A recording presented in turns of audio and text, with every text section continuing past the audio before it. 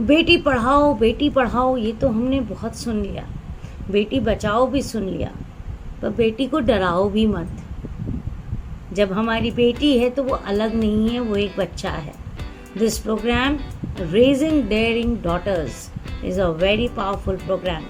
It does not mean कि हम संस्कार के साथ नहीं काम कर रहे हैं, ये मैं बहुत क्लैरिफाई करना चाहती हूँ, बट हम किसी की बुलशिट भी नहीं टॉलरेट कर रहे हैं। Raising daring daughters starts from the mother's womb. जब वो एक बच्चा अपने माँ के पेट में आता है, तब माँ, पिता, घर के बुजुर्ग कौन सा भाव लेकर उसको वेलकम कर रहे हैं। एक बेटी पैदा होने का डर माँ बाप के अंदर ज़्यादा होता है कि हमारी बेटी का आगे क्या होगा। Raising daring daughters works on your energy and vibration towards your beautiful girl child.